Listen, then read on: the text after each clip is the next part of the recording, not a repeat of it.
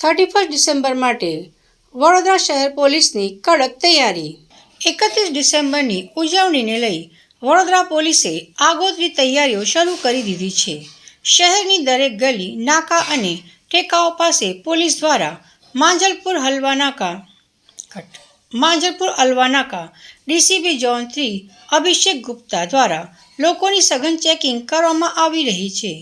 પોલીસે સ્પષ્ટ ચેતવણી આપી છે કે 31ની રાત્રે નશો કરીને જો કોઈ જરાક પણ કાયદો તોડ્યો તો તેને સીધો પિંજરામાં પૂરવામાં આવશે। પોલીસની તૈયારીઓ એટલી કડક છે કે 31ની તૈયારીઓ તમે કરો તે પહેલાં તમારા કરતાં વધારે તૈયારી વડોદરા પોલીસ કરી રહી છે, જેથી શહેરમાં શાંતિ અને વ્યવસ્થા જળવાઈ રહે।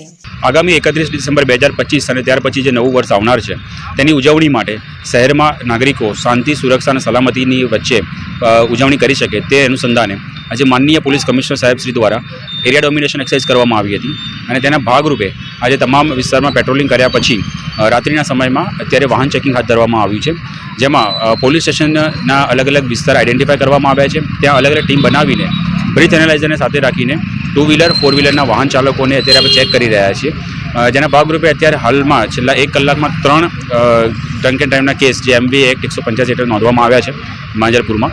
એ સિવાય અન્ય જગ્યાએ પણ પોલીસ સ્ટેશન દીઠ કાર્યવાહી ચાલુ છે અને બહુ કડક કાર્યવાહી થઈ રહી છે અને તેના હેઠળ કેસીસ પણ નોંધવામાં આવી રહ્યા છે।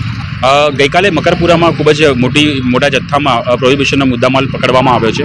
તો જે ડ્રંક એન્ડ ડ્રાઈવના કેસ બનતા હોય છે, જેમાં પ્રાથમિક જે દારૂનો મુદ્દામાલ છે તે પણ પકડવા માટે પોલીસની અલગ અલગ ટીમો, સર્વેલન્સની અલગ ટીમો અને LCB અને DCBના જે માણસો છે અલગ અલગ રીતે કાર્યરત છે, તો તેના પણ કેસ કરવામાં આવી રહ્યા છે। તેની સાથે સાથે જે લોકો અન્ય કોઈ જગ્યાએથી ડ્રિંક કરીને આવતા હોય તો તેમને પણ ચેક કરવા માટે તમામ જે ચેકપોસ્ટ છે તે જગ્યાએ અને જેટલા પણ 4 રસ્તા છે, જેટલા પણ વધારે કન્જેસ્ટેડ રોડ છે, તમામ જગ્યાએ વાહન ચેકિંગ કરીને તે લોકોને પર કેસ કરવામાં આવી રહ્યા છે અને યોગ્ય કાર્યવાહી કરવામાં આવી રહી છે।